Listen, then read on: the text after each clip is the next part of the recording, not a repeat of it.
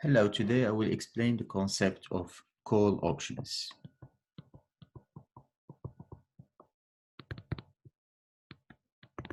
Okay. Now, call options gives you the right to buy something. It could be anything from a share to a commodity to anything really. So something in the future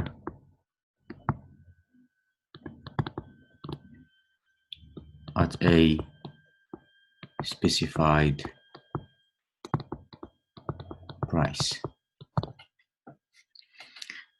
However, there is no obligation to buy. And that's why it's called an option. So you have the option to buy or not to buy that something at a specific price. There are some terminologies we need to be aware of. One of them is the writer. Writer is actually the seller of the contract or the seller of the option.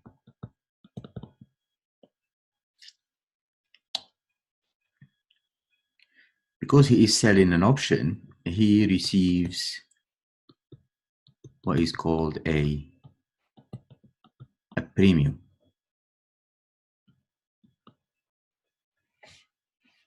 Okay. There is also the holder. And the holder is actually the buyer of the option. And so in fact, he or she pays the premium. Okay. So if we think about it from a logical point of view, the fact that the person would like to buy something in the future, he wants to buy it at a cheap price. So his basic objective is to buy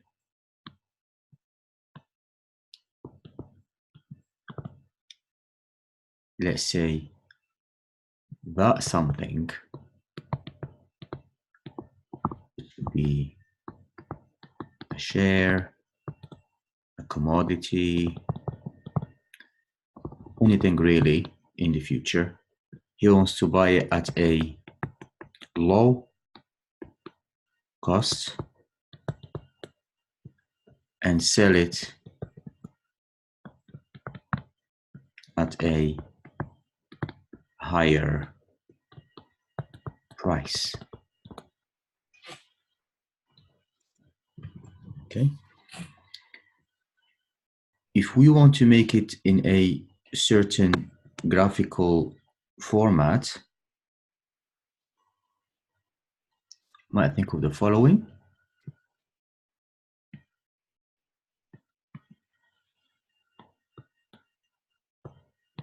Okay, so let's imagine we want to buy a certain stock in the future. So those are the stock prices in the future. Okay. And this is the profit that the person is hoping to make when he buys it at a cheaper price and sell it at an expensive price. Of course, the person might not be able to make all the time a profit. He might as well make a certain loss. And we are going to understand what is that loss in the second case. Now,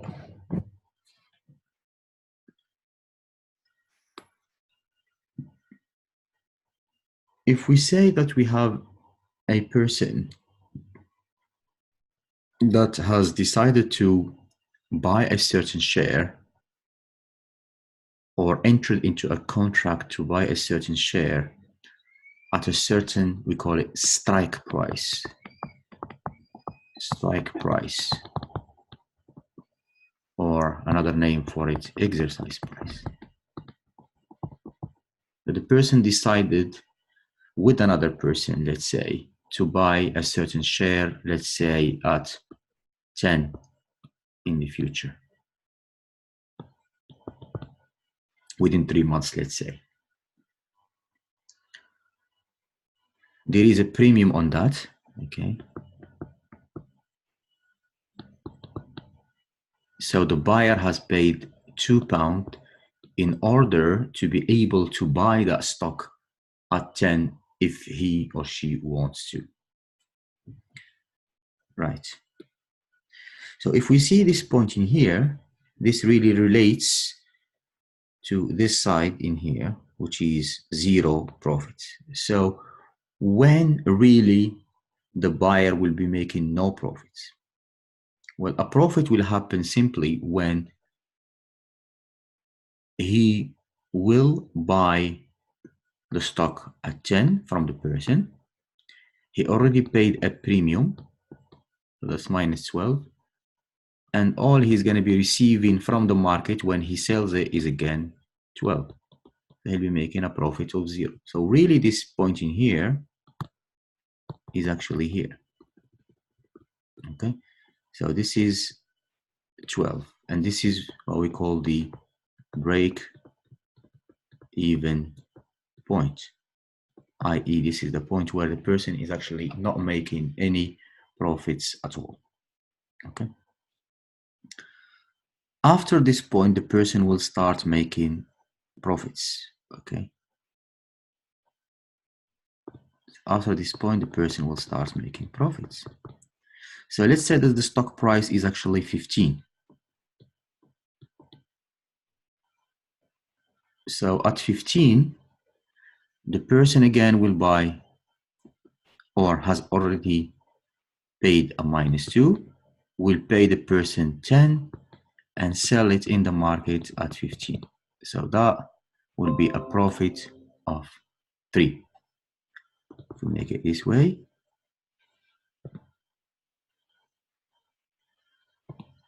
1, 2, 3.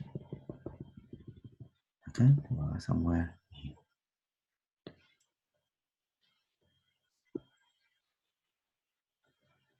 Okay, if the stock price is actually 16, then we have again minus 10, minus 2, plus 16, and that makes it 4. Okay, 1, 2, 3. Again, we reach this point, which is 4. Okay.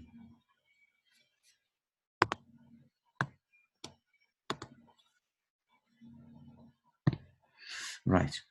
Now, how about if the price in the market is actually 10? For example, here.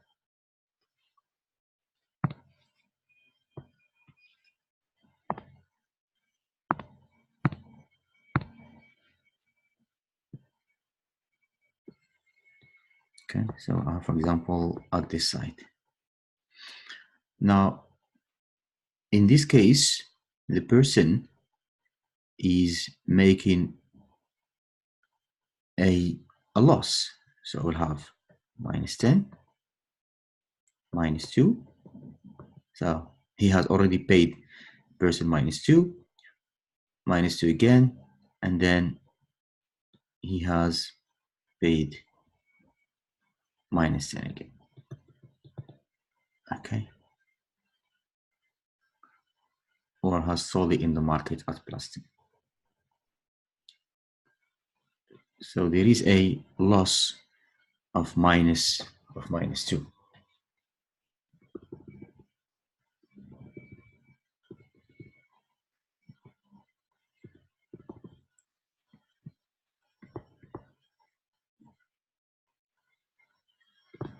Okay. Now, if the stock drop even further, let's say 9,